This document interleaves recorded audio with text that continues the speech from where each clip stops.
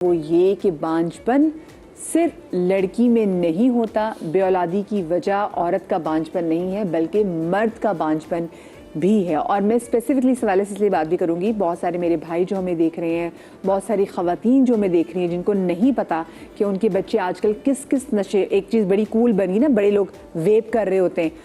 माँ को एक टीचर की मैं कॉल आई, एक टीचर मुझे कहती है कि जी हमने माँ बाप को बताया कि आपके बच्चे के स्कूल बैग में से वेप निकली है, तो माँ ने कहा जी हमें पता है, हमारे सामने ही करता है, हमने ही लेके दिए। तो कहती है आप बताएं ऐसी सूरत में हम फिर बच्चों को कैसे समझाएं, क्या और हम क्या समझाएं जब माँ बाप ही they very okay about it. अच्छा, ब्रेक पर जाने से पहले मैंने सवाल किया था कि क्या ऐसा कोई इनफर्टिलिटी का टेस्ट है जो करवा सकते हैं, तो वो टेस्ट डॉक्टर सलवा क्या क्या थे? एक तो जैसे फीमेल में जैसे मैंने कहा था कि आप सिंपल टेस्ट हैं, थायराइड का टेस्ट करा लें, फास्टिंग इंसुलिन करा लें, फास्टिंग ब्लड शुगर करा लें, FSH LH है, ये हार्मोन्स के टेस्ट हैं जो स्पेसिफिक पीरियड्स के सेकेंड या थर्ड डे पे हम कराते हैं ताकि आपके ओवरीज का फंक्शन देख लें। और AMH टेस्ट है, ठीक है, ये टेस्ट हैं। और अल्ट्रासाउंड करा के आप देख सकते हैं कि इन ओवरीज ठीक है, यूट्रस ठीक है, ऑब्वियस कोई पैथोलॉजी नहीं है, फाइब्रॉइड नहीं है, कोई और प्रॉब्लम नहीं है। सो ये बेसिक टेस्ट हैं जो ज़रूर। और हीमोग्लोबिन, खून की कमी हमारे मुल्क में बहुत ज़्यादा कॉमन है। अगर आप उसको इवन शादी से पहले भी लड़कियों में ये चीज़ें ट्रीट कर लें, ठीक है, वज़न ज़्यादा है तो उसको वज़न को कंट्रोल ये कर जो हम लें। इतनी डाइटिंग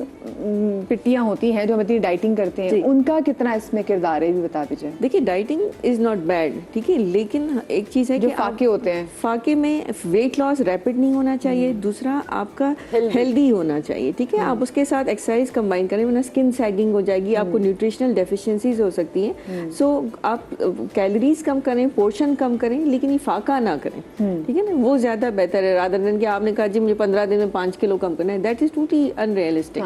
तो ये नहीं होना चाहिए, ठीक है।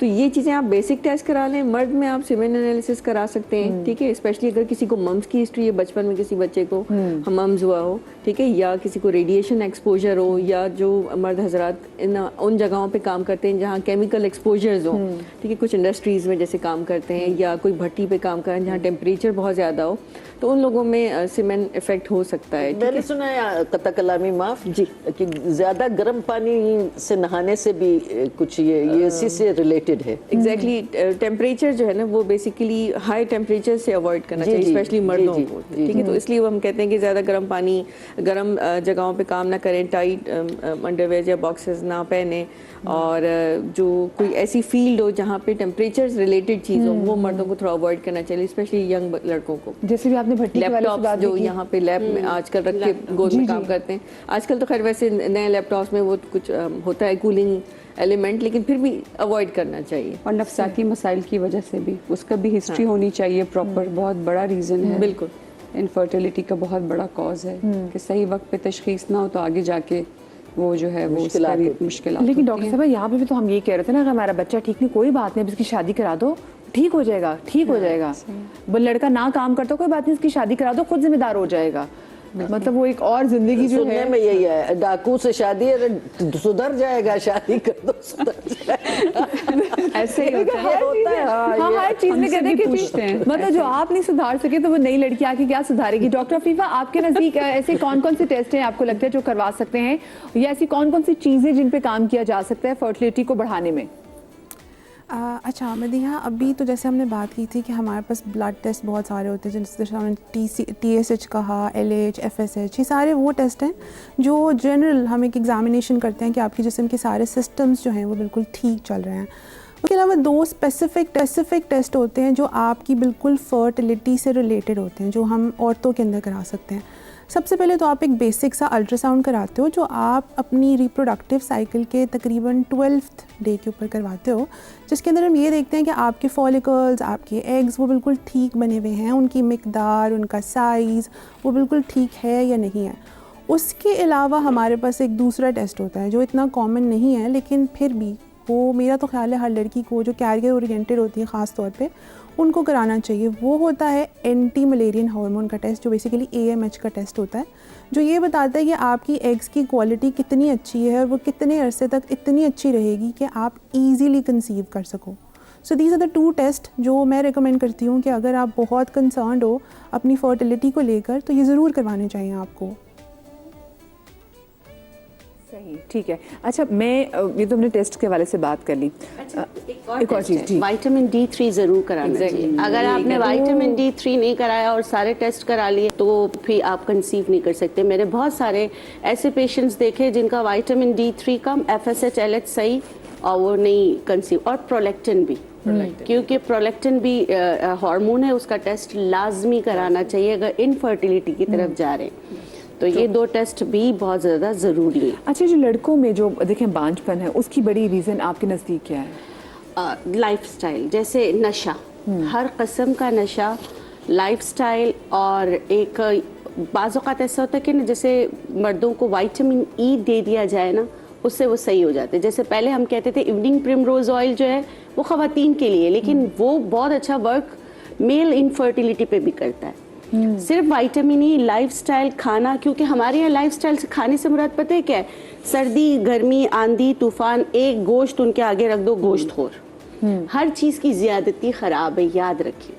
तो ये लाइफस्टाइल उनको बदलना पड़ेगा। बहुत ज़्यादा गुस्सा, एंजाइटी, डिप्रेशन। ये जो आज के बच्चे, छोटे-छोटे मैं बच्चे, भी, हाँ। मैं सिर्फ अल्लाह के लिए, क्योंकि मैं देखती हूँ कि जब मेरे पास पेशेंट लेकर आते हैं तो फिर क्या होता है कि सास बैठी होती है, वो सिर्फ बहू को बोल रही होती, बेटे को कुछ भी नहीं बोल रही थी। मेरे पास इतने केसेस ऐसे हैं जिस पे मैंने बहुत ज़्यादा इंसिस्ट करके टेस्ट कराया, तो एज ए स्पर्मिक आदमी था, मतलब कि उसमें औलाद के जरासूम थे ही नहीं। मुझे बताइए, जो छोटी छोटी उम्र में बच्चे स्मोकिंग कर रहे हैं, ये जो वेप पी रहे हैं, ये बच्चे जो शीशे पी रहे हैं, अच्छा देखिए, ये जो है ना, ये जो हमने कल्चर अपना लिया है ना, हम अपनी हदों से बाहर आ गए। हमें मतलब कि इतना हैमर किया गया है, हैमर का मतलब कि बार बार एक चीज़ बोले तो आपको कोई बॉदर ही नहीं करते ना। तो हम इसको एक फैशन आइकॉन हमने बना लिया कि बच्चा वेप कर रहा है। तो आप ये सोचें कि एक सिगरेट में जितनी चीज़ें होती है, तो एक जो वो कश लगाता है, समझो कि एक कश में एक सिगरेट पी रहा है वो। हाँ, केमिकल्स इतने हैं, फिर ये सारी चीज़ें, तो वो ओवियस फिर क्या होगा, वो आपको हार्मोन्स को इम्बैलेंस करेगा। हार्मोन्स इम्बैलेंस होंगे तो एट लास्ट क्या होगा कि देखिए, इनफर्टिलिटी मर्दों में अब मेरे हिसाब से ज़्यादा है औरतों के बनिस्बत। जो मैं अपने, हाँ, बहुत ज़्यादा रेट है मेरे बनिस्बत के मर्दों को ज़्यादा इनफर्टाइल हैं, बनिस्बत बांझपन जो है वो मर्दों में ज़्यादा है। और बंदों की भी एज का इशू होता है। जैसे खवातीन का कहते हैं कि जी खवातीन 30 से पहले जो बच्चा पैदा करने की सलाहियत उनमें ज़्यादा अच्छी होती है, ज़्यादा वो हेल्दी भी होता है। मेरे हिसाब से बिल्कुल, साइंस भी ये कहती है कि 30 या 50 तक कहते हैं, लेकिन हम लोग जब नेचुरोपैथी में जब ट्रीटमेंट करते हैं कि मम्स हुए थे या कोई ऐसा अल्लाह की तरफ से नहीं है या किसी बीमारी की वजह से एज ए स्पर्मिक है, तो उसको अगर हम ट्रीट करते हैं तो हम उसमें एज लिमिट जरूर ये मम्स क्या बंदों में या खवातीन में भी, अगर बच्चियों में भी मम्स हुए हो तो क्या तब भी कोई प्रॉब्लम होती है?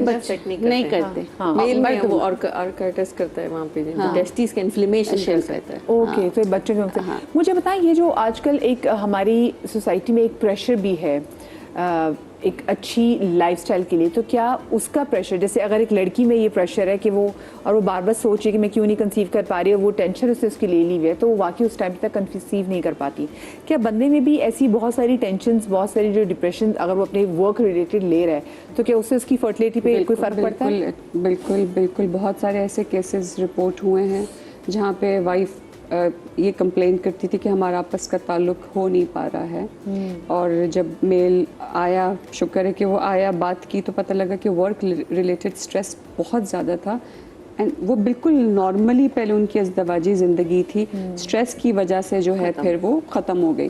तो फिर आप प्रॉब्लम सोल्यूशन की तरफ जाते हैं, फिर आप उन्हें कहते हैं कि कोशिश करें कोई और अच्छी जगह आप ढूंढ लें ताकि आप फिर नॉर्मल हो जाएं। तो स्ट्रेस तो नंबर 1, स्ट्रेस देखिए, स्ट्रेस की एग्जांपल बिल्कुल ऐसी है कि धुंध है आपके सामने, वो दबाव है और उसकी वजह से आपको नज़र ही कुछ नहीं आ रहा, इतनी गहरी धुंध है, तो आपके सामने कोई सोल्यूशन भी नहीं आ रहा किसी प्रॉब्लम का, आपके पास सब कुछ अवेलेबल है लेकिन आप सोच नहीं पाते। तो स्ट्रेस तो इस वक्त सबसे बड़ा किलिंग फैक्टर आ गया है। तो ये तो, और उस स्ट्रेस को ख़त्म करने के लिए ये बच्चे आजकल ड्रग्स कर रहे हैं। हाँ जी, वही वाली बात है कि आप रिलैक्सेशन टूल्स क्या यूज़ कर रहे हैं। अल्लाह ताला ने हमारे अपने अंदर बेतहाशा सलाहियत रखी, जैसे मैंने कहा केमिकल की फैक्ट्री है, तो इसी तरह जो हमारा माइंड है वो कुछ भी तसव्वुर कर सकता है। जैसे अभी हमारी बात हो रही थी कि अगर आप एक खट्टे नींबू के बारे में सोचें तो फ़ौरन मुंह में पानी आ जाता है, या अगर मैं कहूँ कि think about the pink elephant, तो पिंक एलिफेंट फ़ौरन आ जाएगा। लेकिन अगर मैं ये कहूँ कि पिंक एलिफेंट आपको ना सोचें तब भी वो आएगा। हाँ। तो आपको बहुत सारी चीज़ों को एक्सेप्ट ये करने कि जो हमारा दिमाग है उसका काम है सोचना। सोचने की जो डायरेक्शन है वो हमने आइडेंटिफाई करनी है। एक मस्बत सोच का हाथ पकड़ के पूरे दिन चलना होता है ना। तो हम तसव्वुर में अपनी बहुत अच्छी ख्यालात को लाके अपने केमिकल को अच्छा कर सकते हैं, रिलीज कर सकते हैं। इसी तरह हम शुक्राना, कंपैशन, मोहब्बत, कुछ भी हो जाए ज़िंदगी में, एक तो चीज़ शुक्र की होगी ना। हाँ, और ग्रेटिट्यूड के बारे में बहुत बड़ी बात है कि जब एक रिसर्च हुई कि 3 वीक्स के लिए सिर्फ उन्हें शुक्राने की प्रैक्टिस की तो उनकी इन्फ्लेमेशन जो थी बॉडी में जो कि 60% रिड्यूस हुई है। आपकी बॉडी भी तो सुन रही है, ये बहुत ज़रूरी आपके है। अपने अल्फाज आपकी बॉडी सुन रहे हैं। Body keeps the score of everything. जो आप महसूस कर रहे हैं, जो आप बोल रहे हैं, जो आप सोच रहे हैं, बॉडी उसको अपने अंदर स्टोर करती है। बिल्कुल सही बात है। अच्छा डॉक्टर फीफा, मुझे बताएं, जैसे हम ब्रेक में ये बात भी कर रहे थे कि ये जो, चले हम नशे की बात तो कर रहे हैं, मुनशियात की, ये जो छोटे मोटे जो लोग जो सुपारी खा रहे होते हैं, ये जो गुटखा होता है, खैर लाहौर में तो इतना इशू नहीं है, कराची में हम ज़्यादा देख रहे होते हैं, ये गुटखा, ये छालिया, ये मावा, ये कितना बड़ा जो है ये भी एक परसेंटेज ऐड कर रहा है लोगों में, लड़कों में इनफर्टिलिटी के लिए? मदीहा, नशा किसी भी किस्म का हो, वेदर इट्स कोई आप सिंपल सी स्मोकिंग कर रहे हो, आप गुटखा ले रहे हो, आपकी बॉडी का ब्लड सेल्स, आपके जिस्म का हर hormone is going to be affected, और सबसे ज़्यादा अफेक्ट आपकी रिप्रोडक्शन के ऊपर ही होता है। तो इट्स बेटर कि आप इन चीज़ों को अवॉइड करो, लेकिन लोग अवॉइड नहीं करते। इसकी वजह से मेल फैक्टर इनफर्टिलिटी पाकिस्तान में बहुत ज़्यादा है। अगर आप देखोगे 22% अगर लोग कपल्स इनफर्टाइल हैं तो उसके अंदर से आधे से ज़्यादा लोग मेल फैक्टर इनफर्टिलिटी से सफ़र कर रहे होते हैं। उसकी बड़ी वजह यह है कि हमारे यहाँ पर मर्दों ने ज़्यादा नशा करना होता है, ज़्यादा स्मोकिंग करनी होती है, तो दिस इज़ द कॉज। और अभी हम एक चीज़ प्रेशर की बात कर रहे थे, तो उसके अंदर आप देखते हो कि जब भी हमारे पास कोई औरत हमारे कमरे के अंदर एंटर होती है तो हम देख के बता देते हैं वेदर शी इज़ प्रेग्नेंट, अपना ये सारा प्रेगनेंसी का इलाज करवाना है या फिर इसको इनफर्टिलिटी का मसला है, क्योंकि सालों का दबाव होता है उसके ऊपर, प्रेशर एक बिल्डअप होता है और वो अपना सेल्फ कॉन्फिडेंस जो होता है ना वो लूज़ कर चुकी होती है, जिसकी वजह से उसके चेहरे के ऊपर वो सारी चीज़ आई होती है। और ये स्ट्रेस की साइकिल और इनफर्टिलिटी की साइकिल आपस में रिलेटेड होती है। इनफर्टिलिटी की वजह से आपको स्ट्रेस होता है, स्ट्रेस की वजह से आपको इनफर्टिलिटी होती है, तो ये सारी चीज़ें आपस में इंटर रिलेटेड होती हैं। जितना आप स्ट्रेस लेते हो उतने बिल्कुल सही बात, बिल्कुल सही बात। थैंक यू सो मच जी डॉक्टर अफीफ़ा, जो आपका बहुत शुक्रिया। हमारे से मेरा बाकी जो पैनल वो तो मौजूद थी लाहौर से। मैं एक छोटी सी ब्रेक के बाद हाजिर होती, कहीं मच आएगा।